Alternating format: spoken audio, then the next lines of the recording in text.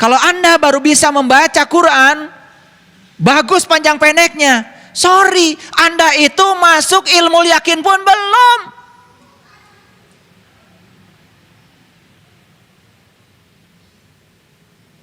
Karena ilmu yakin itu berarti sudah ada transisi dari knowledge menjadi pengalaman. Itu baru ilmu. Itu baru tingkatan ilmu yakin, kitab. Tingkatan berikutnya apa? Ainul yakin. Sudah bisa lihat yang di balik kitab. Ngerti maksud saya? Jadi kalau Anda baru bisa lihat tulisannya, Anda baru melihat yang tersurat. Di balik yang tersurat ada yang tersirat. Sudahkah Anda melihat kitab yang tidak tertulis itu di balik yang tertulis? Kalau Anda sudah melihatnya, ainul yakin, Anda sudah tingkatan ain.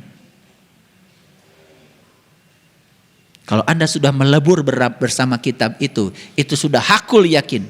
Dan kalau meleburnya berulang-ulang, Anda sudah sampai pada tingkatan isbat al yakin. Makanya siapa yang melanggar hari isbat, maka dia akan jadi kera yang hina.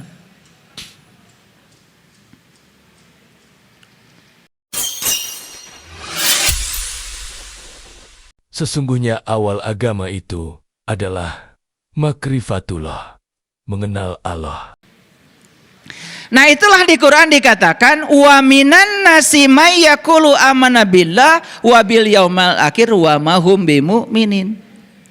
Ada di antara manusia yang mengatakan kami beriman kepada Allah, hari kemudian padahal mereka sesungguhnya bukan orang yang beriman. Kata siapa? Kata siapa? Kata Allah. Kalau begitu, adakah ayat yang menyatakan iman itu ada titik awalnya? Ada. Ini ayatnya. Oh, ini kan sudah sering saya ulang-ulang ya. Ini ayatnya. Tentu saja saya tidak akan menceritakan semuanya. Oh, mati terus ya. Oke. Ini ayatnya ya. Catat aja ayatnya. Ya. Quran surat Al-A'raf ayat 143. Maka di situ dikatakan, perhatikan. Al-A'raf 143 itu cerita apa? Ini kalau saya rangkum isinya begini. Kan Nabi Musa itu minta kepada Allah. Ya Allah Tuhanku, nampakkanlah diri Engkau kepadaku agar aku ingin melihatmu. Ini Musa mau tingkatan iman mana yang dia minta? Tingkatan iman yang mana? Ain. Ain. Jadi berarti beliau ini sudah melampaui ilmu yakin. Udah masuk pada ain. Ya Tuhanku, nampakkanlah diri Engkau kepadaku agar aku bisa melihatmu. Ini permintaan yang masuk akal. Karena tidak mungkin seorang rasul, seorang nabi minta sesuatu yang gak masuk akal. Ini tingkatan iman yang ain. Nah, berikutnya apa? Kata Tuhan berfirman, kamu sekali-kali tidak akan sanggup melihatku. Tetapi kalau ingin melihatku, lihatlah ke gunung itu. Maka disinilah diceritakan tentang gunung. Gunung itu adalah puncak kesadarannya manusia. Lalu ketika Musa melihat ke gunungnya kaget. Karena apa? Falamma tajalla rabbuhu lil jabal. Di situ kemudian Tuhan menunjukkan tanda kebesarannya. Kaget Musa. Dan pada saat itu kemudian gunung hancur luluh. Pada saat itu Musa pun jatuh pingsan. Artinya apa? Itu yang disebut dengan mengalami fanna billah. Identitas dirinya Musa gak ada lagi.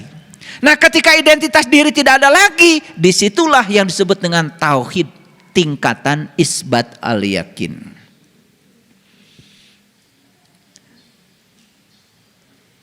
Itulah titik awal Musa beriman kepada Allah. Makanya beliau kemudian berteriak kepada Allah. Apa teriakan Musa? Qala. Qala itu berarti Musa berteriak. Subhanaka tubtu ilaika wa ana awal mu'minin. Maha suci Engkau ya Allah. Aku datang kepadamu, aku kembali kepadamu. Itu taubat. Wa ana awalul mu'minin. Inilah awal aku beriman. Jadi iman itu ternyata harus ada awal. Ini para pengaku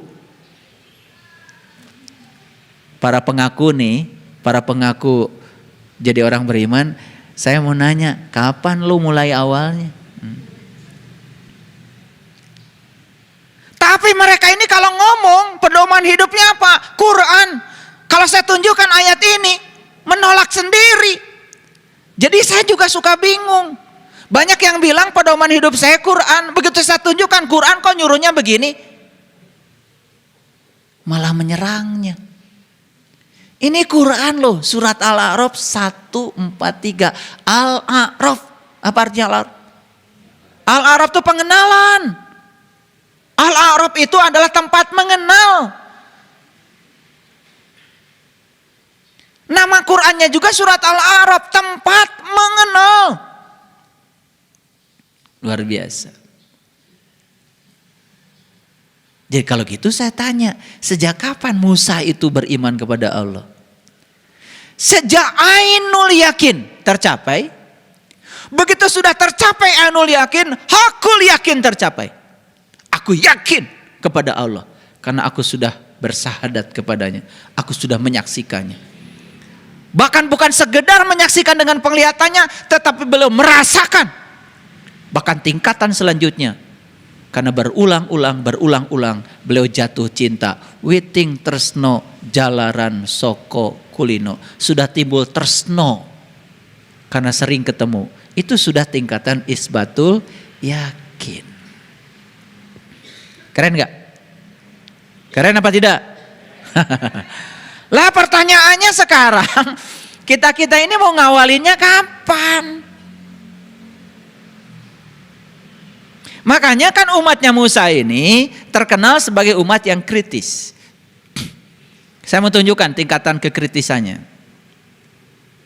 Ini saya mengulang-ulang sesuatu yang sebetulnya mungkin bagi sebagian sahabat yang gini aja dibicarakan lagi. Tidak, ini penguatan.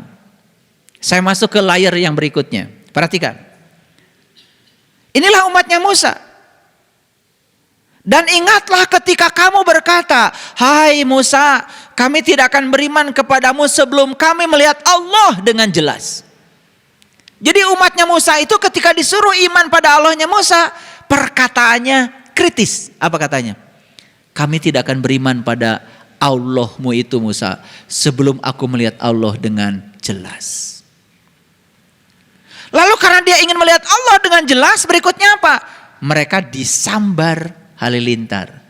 Nah, begitu dengar halilintar, serem. Allah itu serem jadinya. Pengen melihat Allah melalui sambar halilintar. Itulah karena sudah diterjemahkan pakai bahasa lain. Jadi esensi ayat ini hilang. Padahal so'iko itu bukan halilintar seperti yang kita lihat di awan. Ini halilintar urusan langit, bukan urusan awan. Paham maksud saya? Makanya kalau hujan mau turun biasanya ada halilintar. Halilintar di mana? Di langit, di awan?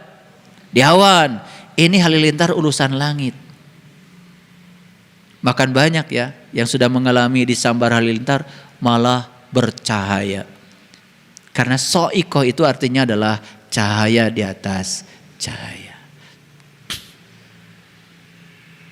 Karena di ayat ini dikatakan wa antum tandurun. Dan kemudian Anda menyaksikannya. Jadi umatnya Nabi Musa di ayat ini jadi gak menyaksikan? Jadi, kan ada kata-kata wa antum tandurun, sedang kamu menyaksikannya. Jadi dong menyaksikannya. Setelah disambar halilintar, jadi menyaksikannya. Apa yang terjadi berikutnya? Setelah jadi menyaksikannya, summa ba'asnakum mim ba'di mautikum. Kemudian aku bangkitkan kematianmu. Jadi yang tadinya mati kesadarannya sekarang bangkit. La'allakum tashkurun, supaya kamu jadi orang yang bersyukur. Keren banget. Kritis gak ini?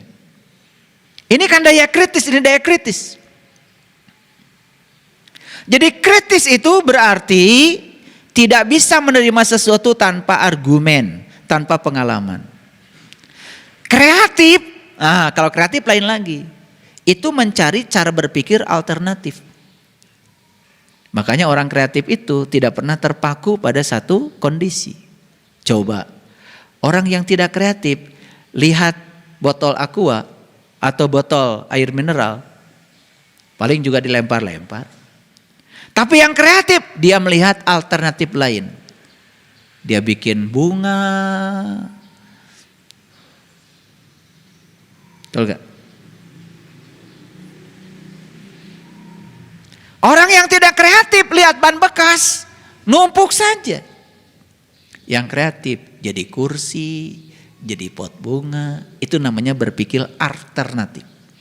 Makanya ciri manusia abad 21 itu berpikirnya kritis, kreatif. Tambah lagi kolaboratif, tambah lagi komunikatif, plus compassion, memiliki cinta kasih yang dalam.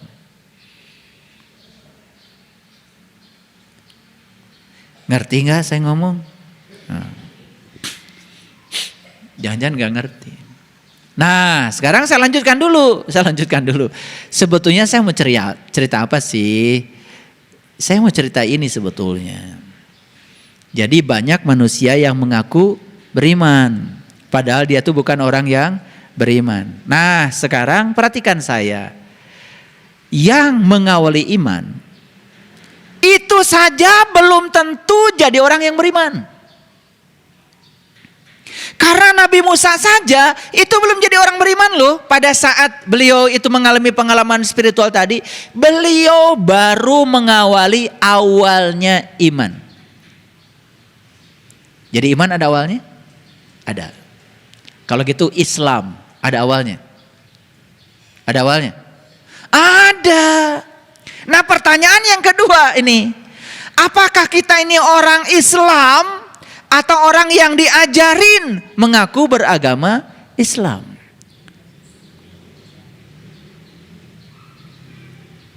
Karena Islam pun ada titik awalnya. Coba, Nabi Ibrahim mencari Tuhan. Dan ketika beliau bertemu dengan Tuhan, apa yang dikatakan Nabi Ibrahim? Ini wajahtu wajhialil ladzi fataras samawati wal ar hanifan wa ma ana minal musyrikin.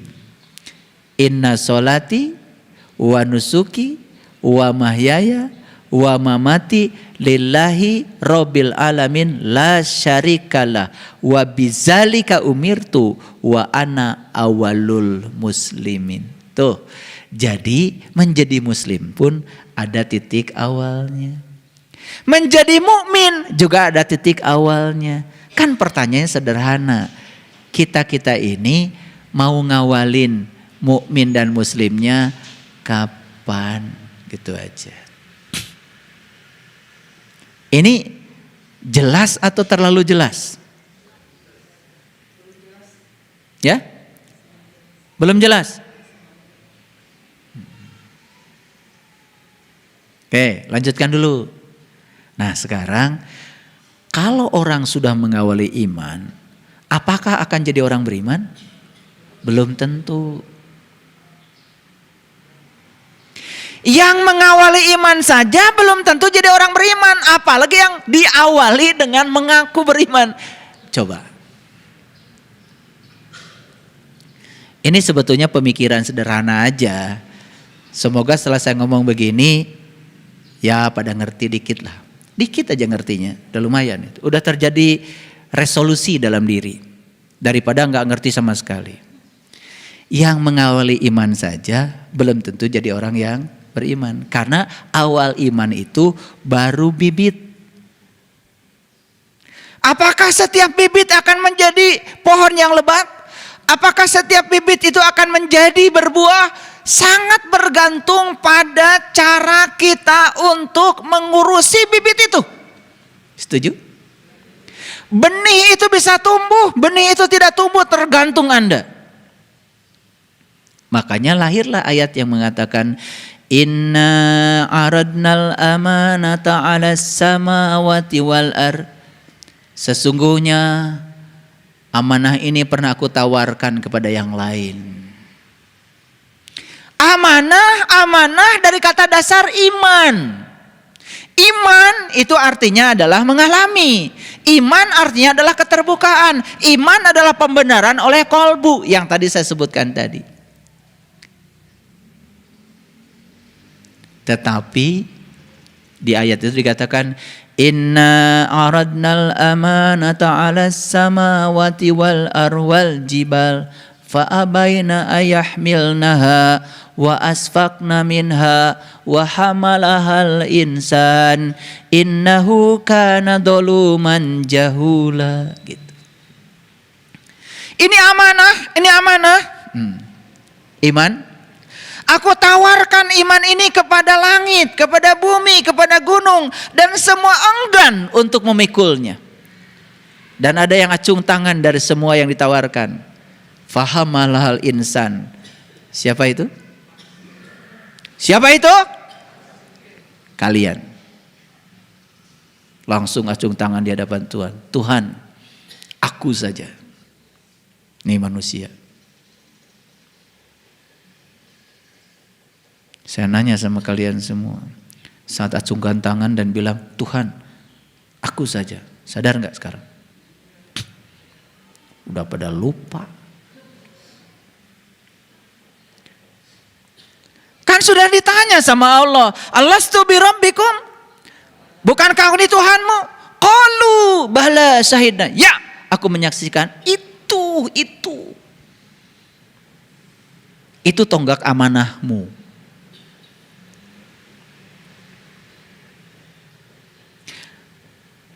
Jadi yang bisa, yang sanggup, yang janji, yang komitmen untuk terima amanah ini cuman satu. Siapa itu? Fahamalahal insan. Innahu kana dzaluman jahula.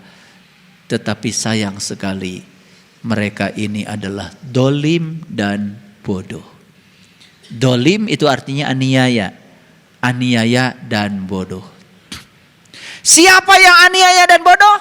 Satu, yang sama sekali tidak mau menerima amanah ini. Padahal dia sudah diberi kemampuan untuk menerimanya. Catat itu. Siapa yang aniaya dan bodoh?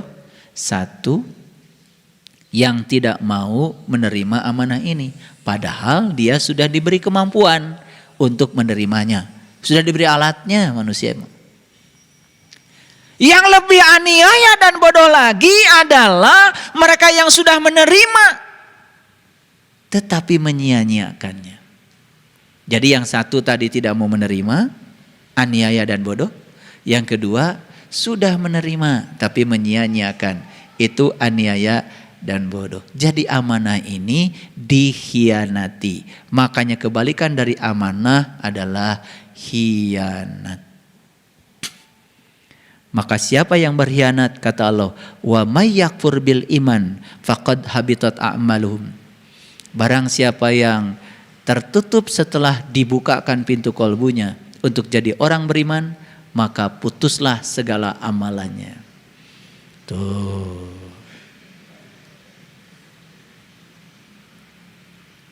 Ini ngerti apa tidak? Ya. Kalau ngerti lanjut ya, lanjut. Nah, apa sih ciri orang yang mengaku beriman itu? Lalu bedanya apa dengan orang yang benar-benar mengawali iman? Bedanya apa? Bedanya sangat berbanding terbalik.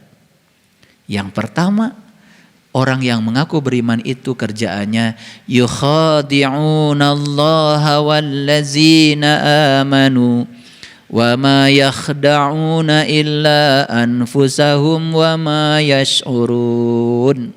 Apa cirinya? Mereka hendak menipu Allah. Ciri orang yang mengaku beriman itu salah satu yang paling luar biasa adalah mereka ini suka menipu Allah.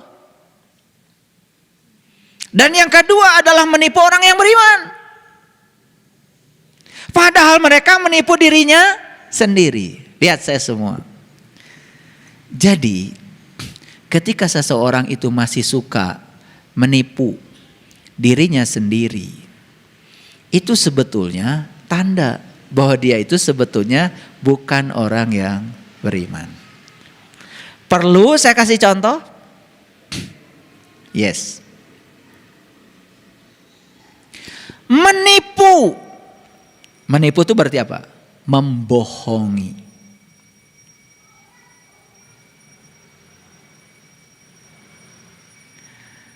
Gimana membohongi diri? Contoh sederhana. Orang-orang yang suka mengambil haknya, bukan haknya, hak orang lain. Itu menipu dirinya sendiri. Jadi banyak orang mengaku beriman, pakaiannya pakaian agama,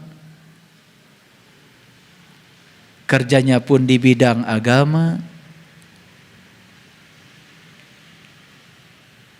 Jadi kalau dirinya sendiri saja dia tipu, dia bohongi, tahap kedua yang akan dia lakukan adalah menipu dan membohongi orang lain. Pertanyaan dari saya, adakah di dunia ini orang-orang yang mengaku beriman tetapi kerjanya menipu dan membohongi dirinya sendiri? Ada? Ada apa banyak?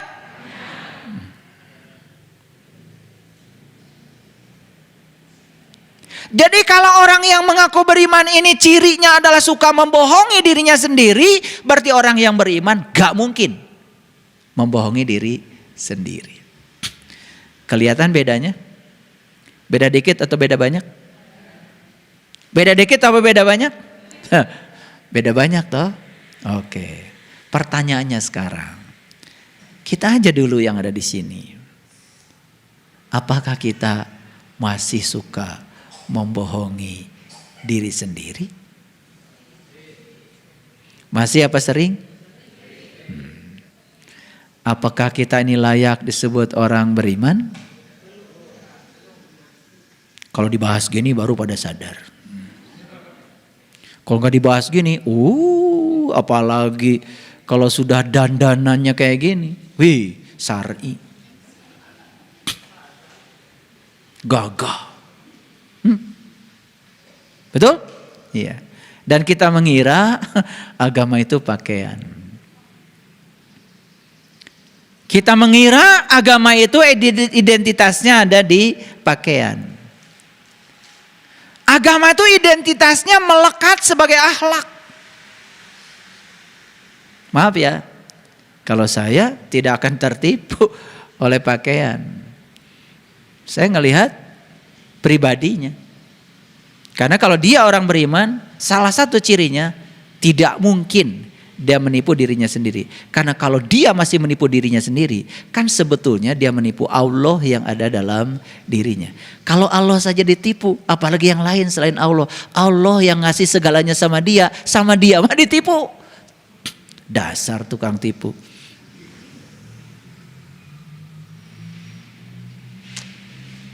Makanya ada kata-kata bijaksana.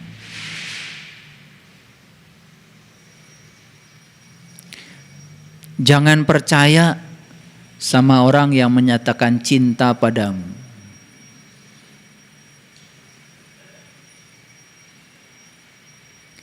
Allah saja yang maha mencintai dia, dia tipu.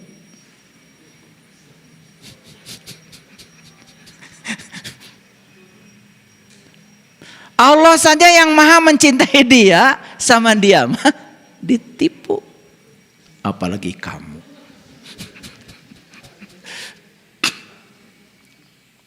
Makanya suami yang paling baik adalah seorang pria.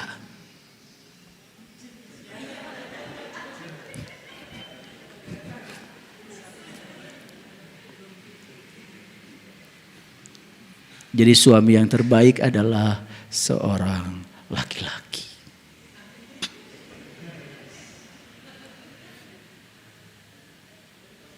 Ya. Buku yang terbaik adalah buku yang jadi ditulis. Rumah terbaik adalah rumah yang jadi dibangun. Makanya kalau saya bilang sama mahasiswa, skripsi yang terbaik adalah skripsi yang jadi ditulis. Makanya mahasiswa ngomong itu gagasannya banyak, tapi nggak ada tulisannya. Udah kamu keluar aja.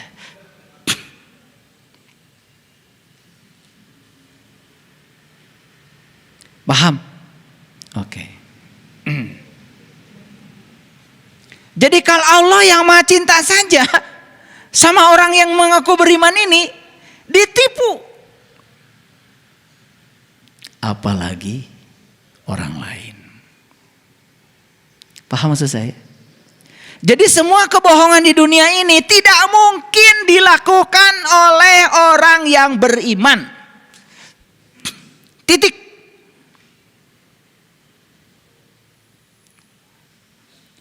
Dia pimpinan itu, pimpinan ini, bajunya juga syar'i. Kalau masih nipu, bagi saya tidak beriman. Tapi kan dia ngaku, ya boleh, ngaku siapapun boleh kok. Gak masalah. Yang pertama, jadi orang beriman tidak mungkin menipu dirinya sendiri. Tidak mungkin berbohong pada dirinya sendiri. Camkan itu. Saya bicara tidak yang mewah-mewah. Yang gini aja, yang sederhana.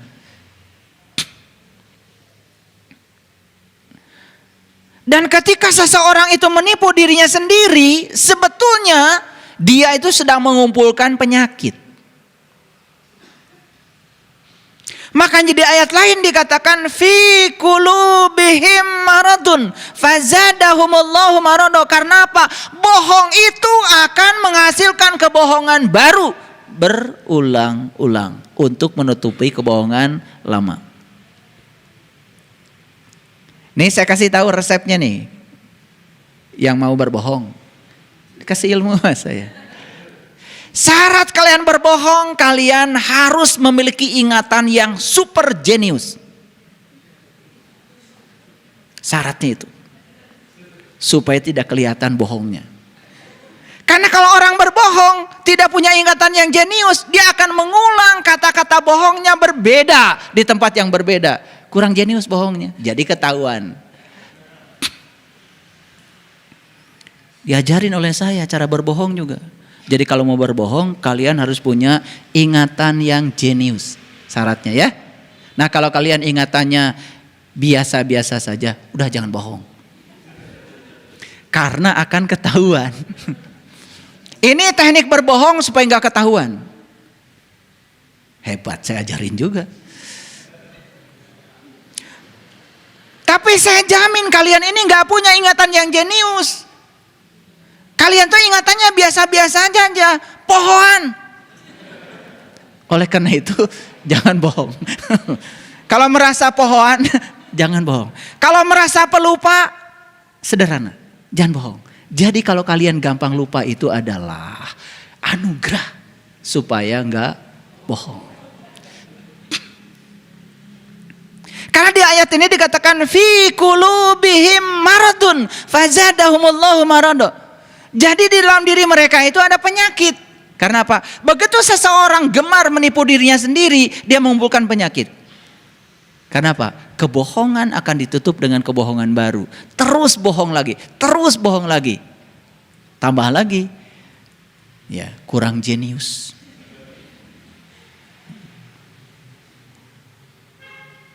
Coba perhatikan, kalau orang bohong tidak cerita apa adanya, ngarang apa lagi? Pasti dia cerita di saat yang berbeda pada orang yang berbeda itu gak sama. Atau pada orang yang sama di waktu yang berbeda. Beda. Makanya kalian sekarang saya kasih tahu.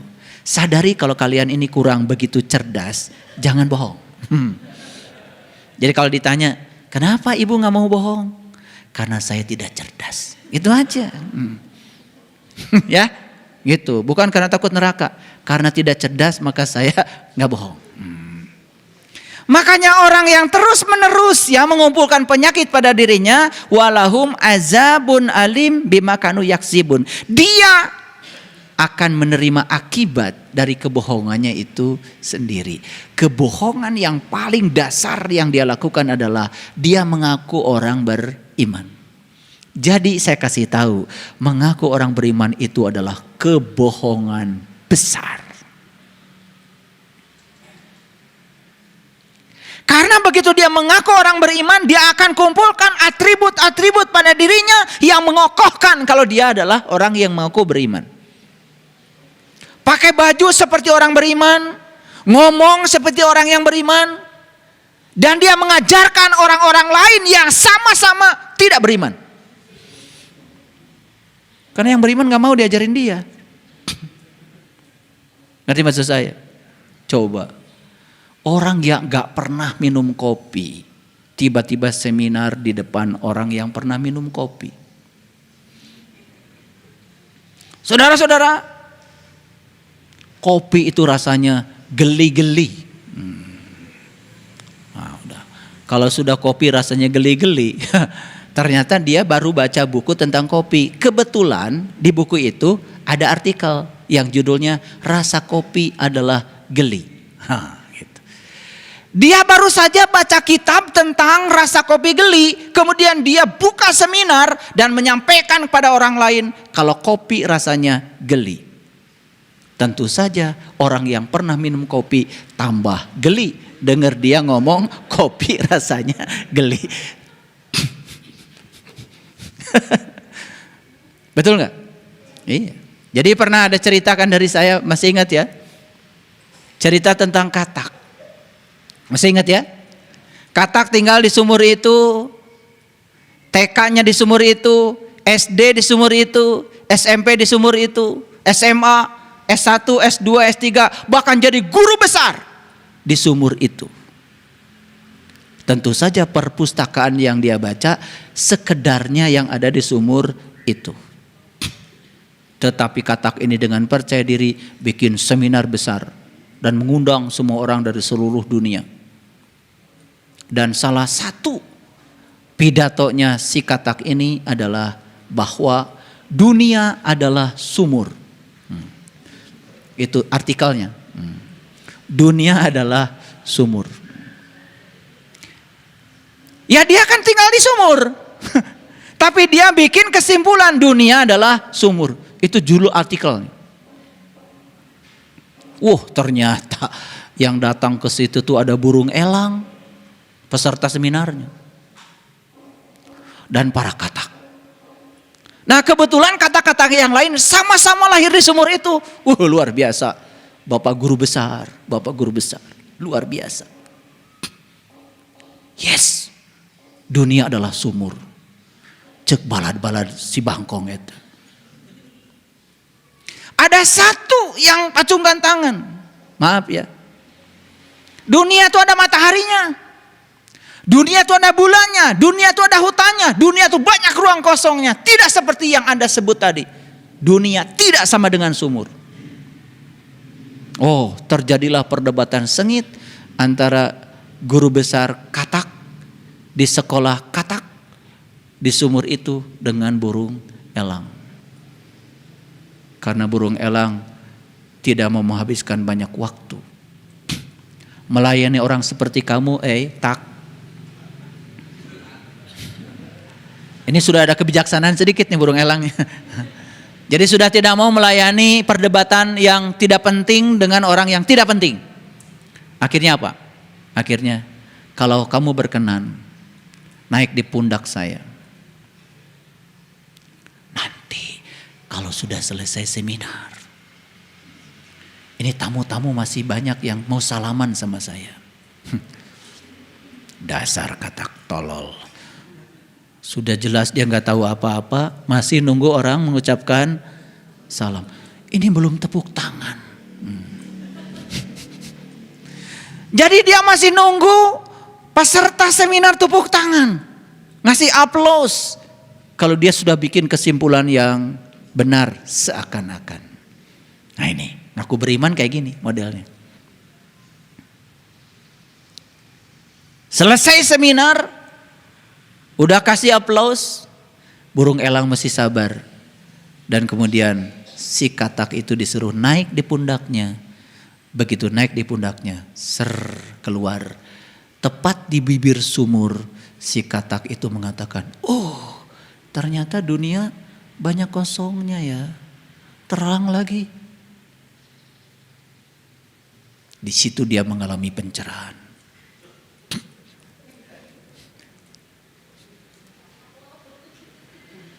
Di situ dia mengalami pencerahan. Berubah paradigmanya. Ternyata selama ini kesimpulan saya salah. Setelah mengalami pencerahan pun si katak masih berbisik sama burung elang. Tolong jangan dikasih yang tahu yang lain ya. Kalau kamu ketemu dengan kata-kata lain yang ikut seminar dengan saya tadi, tolong jangan diberitahu. Masih kayak gitu sih, dasar katak. Makanya ada istilah kan, seperti katak dalam, nah itu, kurang gaul. Itu yang disebut dengan kuper. Nah jadi kuper itu kurang pergaulan. Bahasa Arabnya kafir. Nah, jadi kuper itu dari kafir sebetulnya. Tertutup, kurang pergaulan.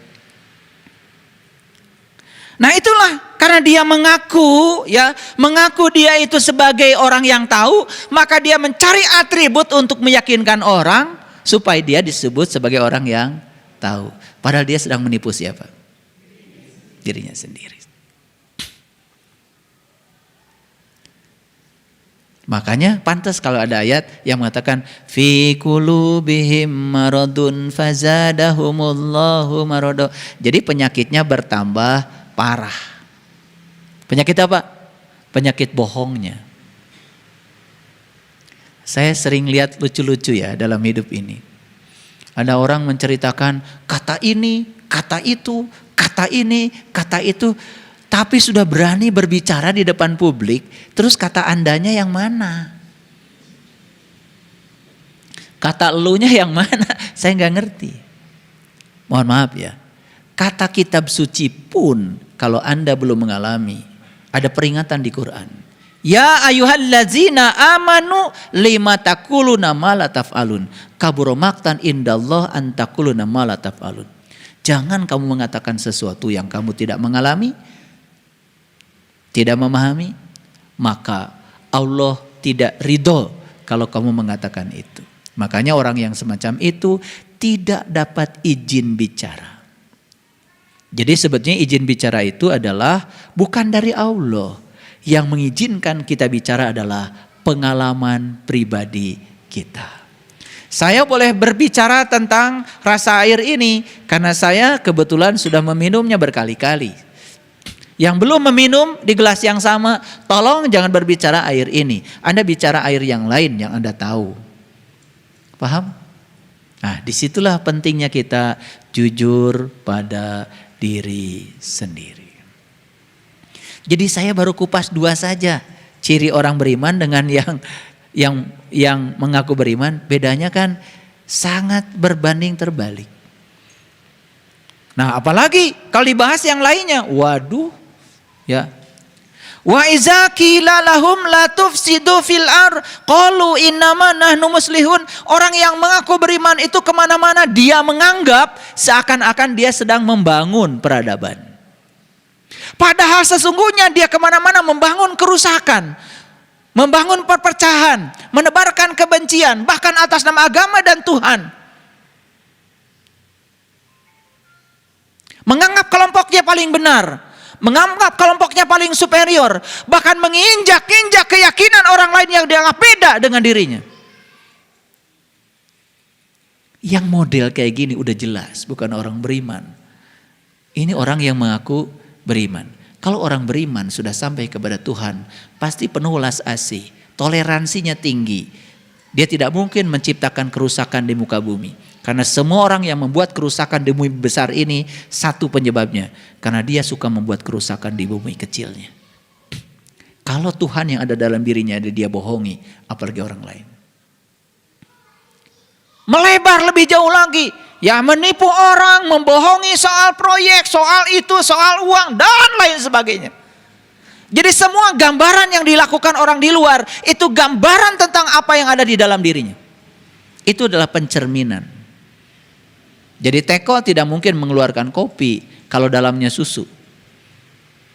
Ya kalau teko mengeluarkan kopi, ya dalamnya pasti kopi dong. Mengeluarkan susu, dalamnya pasti susu dong. Jadi apa yang nampak di luar yang dilakukan orang, itu pencerminan tentang apa yang ada di dalam dirinya. Jadi sebetulnya sekarang ini kalau kita ingin lihat penyakit manusia yang paling besar, itu adalah bohong pada diri sendiri. Bahkan kebohongan ini sudah merambah dalam ranah keimanan. Ngerti maksud saya? Jadi kalau saya bilang tadi rukun iman ada 6, setiap rukun saja ada 4 tingkatan setidak-tidaknya. Setidak-tidaknya kita harus menjalani 24 rukun. Dari tingkatan yang ilmul yakin, ainul yakin, hakul yakin, sampai tingkat isbat al yakin. Gimana coba? Kitab. Bagaimana kita iman pada kitab? Yang tingkatan ilmu yakin. Bagaimana kita iman pada kitab yang tingkatan ainul yakin? Gimana iman pada kitab yang tingkatan hakul yakin? Gimana tingkatan pada kitab yang tingkatan isbat al yakin? Gimana? Tingkatan dasar yang ilmu yakin, kita hanya tahu kitab adalah yang tertulis. Coba, mohon maaf, yang tertulis saja. Taruhlah kitab kita Al-Quran 30 juz. Pertanyaan saya, apakah itu sudah jadi ilmu? Atau baru jadi pengetahuan? Jadi pengetahuan saja belum, apalagi jadi ilmu. Jadi tingkatan ilmu yakin saja belum terpenuhi. Maaf ya, kalau Anda baru bisa membaca Quran, bagus panjang pendeknya, sorry, Anda itu masuk ilmu yakin pun belum.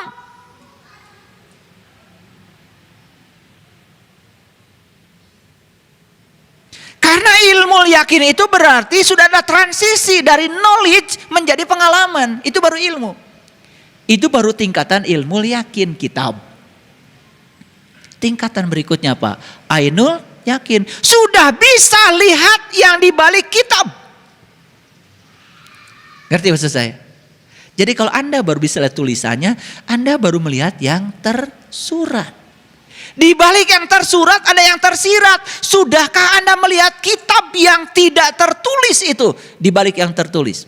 Kalau Anda sudah melihatnya, ainul yakin, Anda sudah tingkatan ain. Kalau Anda sudah melebur bersama kitab itu sudah hakul yakin. Dan kalau meleburnya berulang-ulang, Anda sudah sampai pada tingkatan isbat al yakin. Makanya siapa yang melanggar hari isbat, maka dia akan jadi kera yang hina.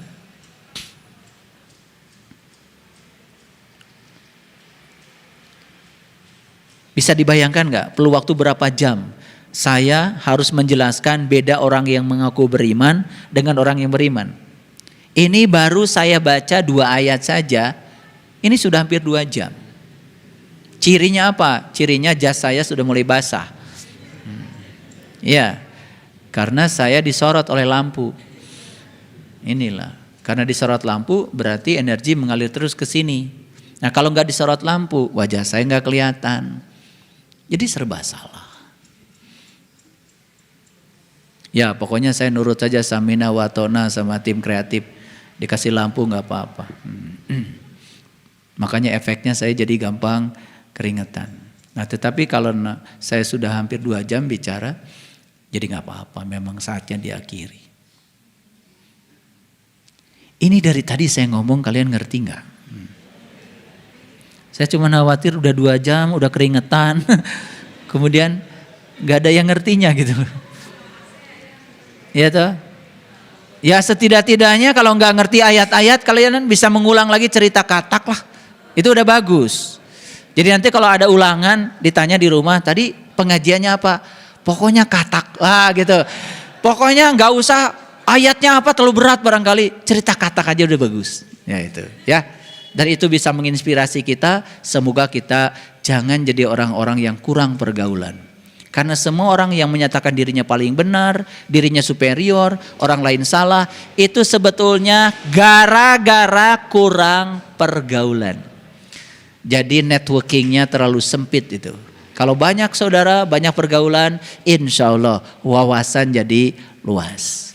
Jadi kalau naik beca terus pengen tahu Bandung, ya tentu saja kesimpulannya Bandung itu semrawut. Tapi kalau naik pesawat, naik helikopter, oh ternyata di belakang pasar baru itu ternyata masih banyak tanah kosong. Betul nggak? Itu kan beda sudut pandang saja. Jadi oleh karena itu saya pesankan kepada kita semua yang ada di sini, sebetulnya ngaji ini adalah untuk kita, oleh kita, supaya kita bisa mentertawakan diri kita sendiri. Itu ya, oleh karena itu para sahabat yang sudah mengawali iman yang tekun. Para sahabat yang belum mengawali iman, yuk mau kapan mulainya? Gitu. Ya, gitu. Para sahabat yang sudah mengawali iman, jangan buru-buru mengatakan sudah jadi orang beriman. Buktinya tadi saya cek masih bohong pada diri sendiri. Betul? Oke, itu aja ngajinya sebetulnya sempit sekali hari ini ya. Tetapi kalau saya berbicaranya luas, yaitu supaya penjelasannya lebih komprehensif. Terima kasih. Assalamualaikum warahmatullahi wabarakatuh.